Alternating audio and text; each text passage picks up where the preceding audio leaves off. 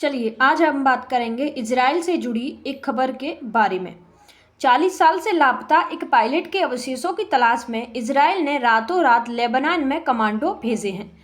कब्र खोदी है लेकिन जो हाथ हैं वो खाली रहे हैं। फिर आई एयर स्ट्राइक्स और कुछ दर्जनों जिंदगियां खत्म हो गई हैं। एक पुरानी तलाश ने नई कब्रें खोल दी हैं। क्या ये कीमत जो है वो वाजिब थी या नहीं?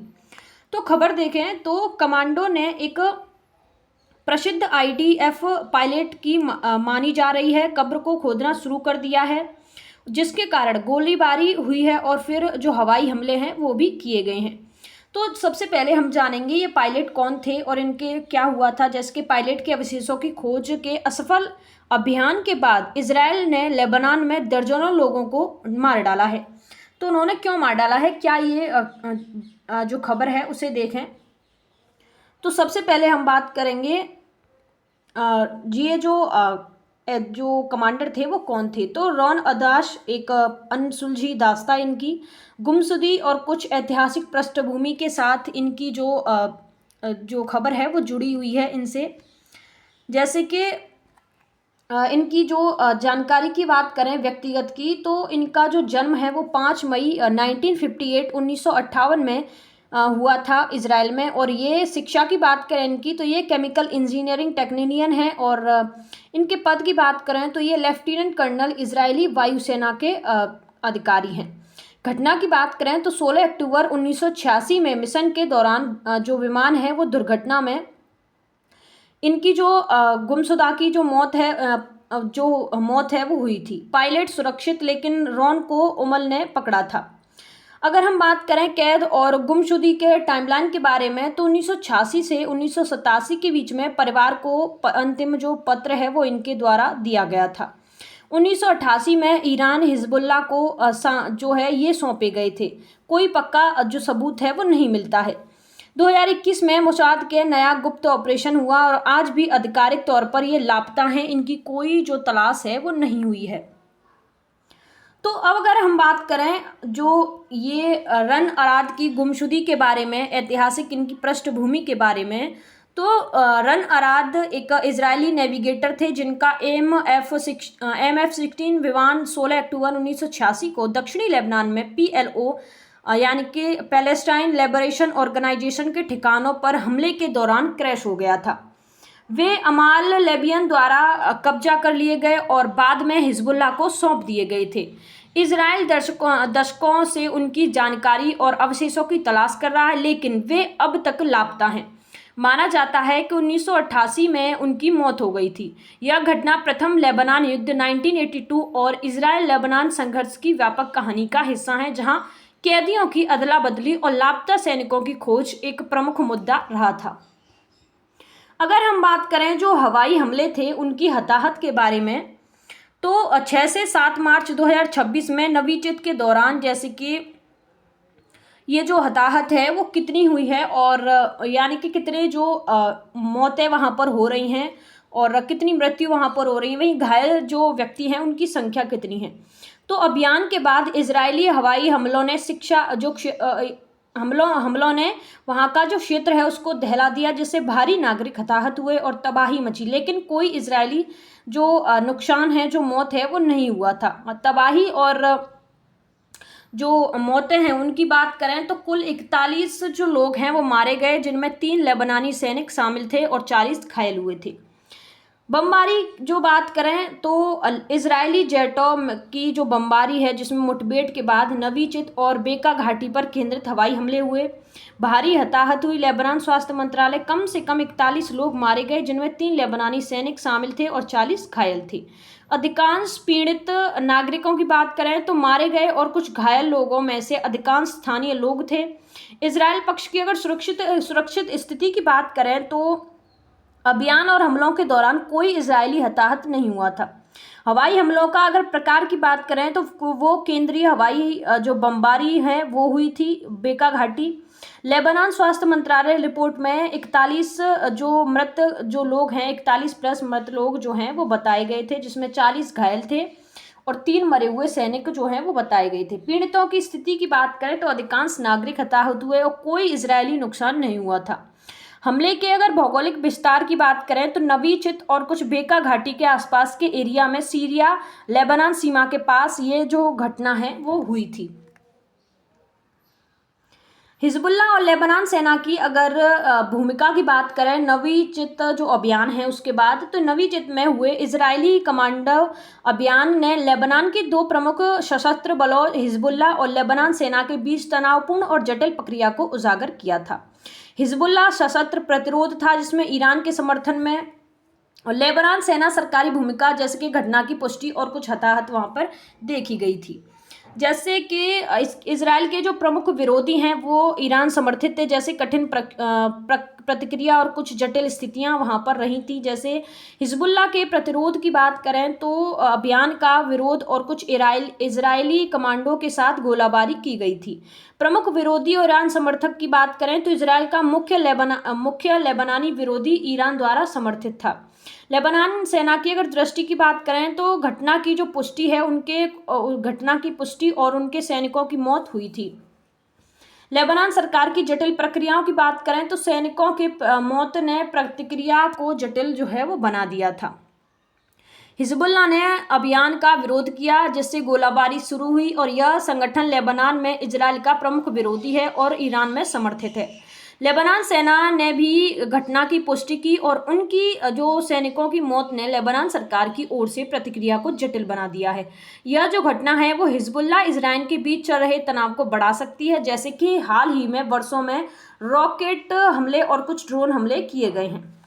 अभियान की विफलता के बाद इजराइल के पक्ष की बात करें तो नवी चित में हुए असफल कमांडो अभियान के बाद इजराइल सरकार और आईडीएफ ने अपनी प्रतिक्रिया और भविष्य की नीति को स्पष्ट किया है। जैसे आईडीएफ के स्पष्टीकरण की बात करें तो कोई अवशेष या सबूत नहीं मिला है, लेकिन इस ऑपरेशन का एक संभावित लोकेशन को रूल आउट कर दिया है। बेंजामिन नेतन्याहू पीएम की बात करें तो हमारी जो प्रतिबद्धता, उन्होंने कहा है कि हमारी प्रतिबद्धता लापता सैनिकों के लिए पूर्ण और स्थायी है। यह इजराइल की नीति को दोहराता है। सफल वापसी की बात करें तो कोई इजरायली हताहत नहीं हुआ, जो ऑपरेशन की सफल वापसी के रूप में देखा जा रहा है। लापता सैनिकों की नीति की बात करें तो इजराइल की लापता सैनिकों को वापस लाने की नीति जो कैदी अदला बदली से जुड़ी है।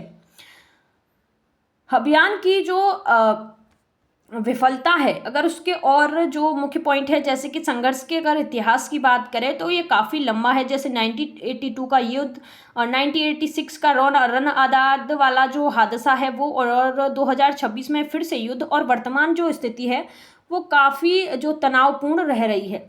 आईडीएफ ने स्पष्ट किया कि कोई अवशेष या सबूत नहीं मिला है, लेकिन इस ऑपरेशन से एक संभावित लोकेशन को रूल आउट कर दिया गया है। पीएम बेंजामिन नेतन्याहू ने कहा कि हमारी प्रतिबद्धता लापता सैनिकों के लिए पूर्ण और स्थायी है। यह इजराइल की लंबी समय से चली आ रही नीति को दोहराता है। क्षेत्र की बात करें तो लेबनान जो कि संघर्ष का क्षेत्र है, सीरिया, इजराइल और कुछ बाहरी प्रभाव जैसे ईरान। क्षेत्रीय तनाव की बात करें तो इजराइल, लेबनान, हिजबुल्ला और ईरान का प्रभाव काफ़ी है। कैदी की अदला बदली की जटिलता की बात करें तो अतीत में शक्ल तक अब अधिक कठिन है। हिजबुल्ला इजरायली जो संतुलन है वो काफ़ी बिगड़ चुका है। संबंधित हाल की कुछ घटना, जैसे कि वर्तमान में कुछ जो घटनाएं हैं चल रही हैं उनकी बात करें तो नवी चित में हुए इजरायली कमांडो अभियान अकेले नहीं हुआ। यह इजराइल लेबनान सीमा पर चल रहे तनाव और व्यापक ऐतिहासिक नीति का हिस्सा है। इजराइल लेबनान सीमा पर तनाव चल रहे हैं, लापता सैनिकों की नीति, वहीं सोशल मीडिया पर कुछ चर्चाएं भी चल रही हैं, जैसे कठिन प्रतिक्रिया, आतंकवाद की कार्रवाई, विपरीत प्रक्रिया जिसमें कि असफल अभियान, वहीं मानवीय हानि पर जोर है। सीमा पर अक्सर संघर्ष होते रहते हैं। लापता सैनिकों की नीति, जैसे इजराइल की लापता सैनिकों को वापस लाने की नीति का उदाहरण जो कैदी अदला बदली से जुड़ी है। सोशल मीडिया पर चर्चा, जैसे एक्स और अन्य प्लेटफॉर्म पर घटना को आतंकवादी कार्रवाई या अन्य असफल अभियान के रूप में चर्चा है। मानवीय हानि पर जोर की बात करें तो कई पोस्ट है उसमें मानवीय हानि और नागरिक हताहतों पर विरोध कर दिया गया है। जैसे इजराइल और लेबनान के बीच सीमा पर अक्सर संघर्ष होते रहते हैं, जैसे कि 2024 में हिजबुल्ला कमांडर पर हमले। यह घटना इजराइल की लापता सैनिकों को वापस लाने की नीति का उदाहरण है जो अतीत में कैदी अदला बदली समझौते से जुड़ी हुई है। जैसे कि लंबा संघर्ष, जैसे अभी मैंने बताया कि रन अराद वाला जो 1986 का क्रैश जिसमें अमाम हिजबुल्लाह द्वारा कब्जा किया गया और प्रथम लेबनान युद्ध यहीं से शुरू हुआ था।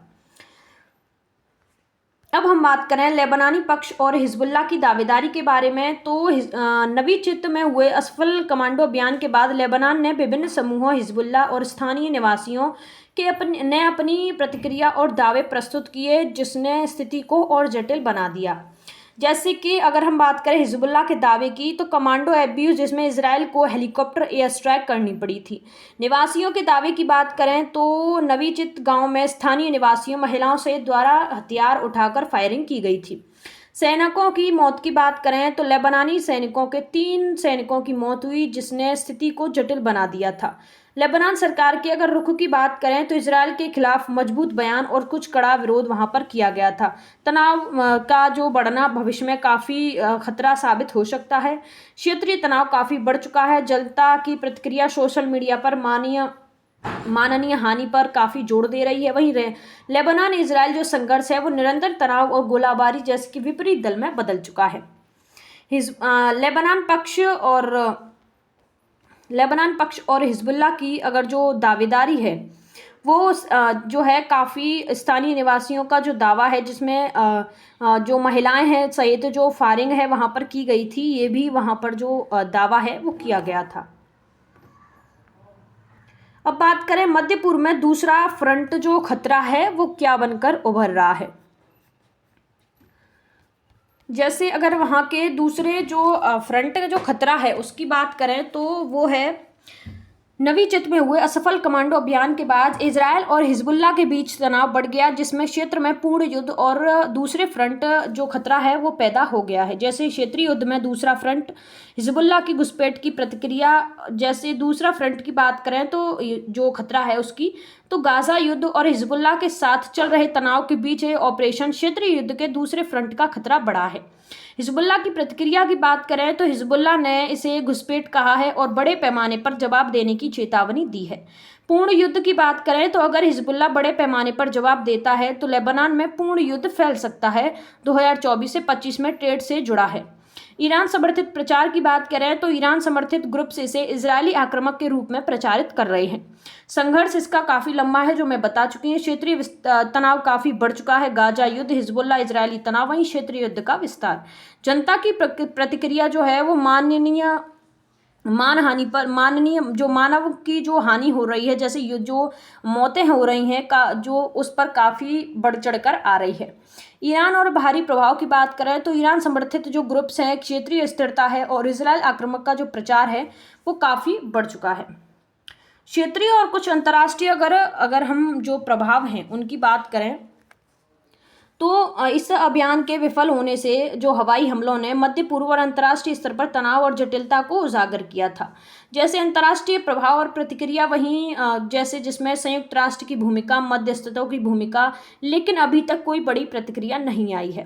लेबनान में अस्थिरता, आर्थिक संकट और तनाव के बीच ईरान जो युद्ध चल रहा है, जैसे गाजा युद्ध जिसमें ईरान इजरायल तनाव, हिजबुल्लाह की भूमिका काफ़ी अधिक थी।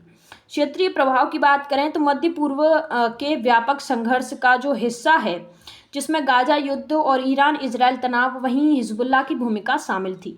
लेबनान की अस्थिरता की बात करें तो देश पहले से ही आर्थिक संकट और राजनीतिक अशांति से जूझ रहा है, जिससे अस्थिरता बढ़ सकती है।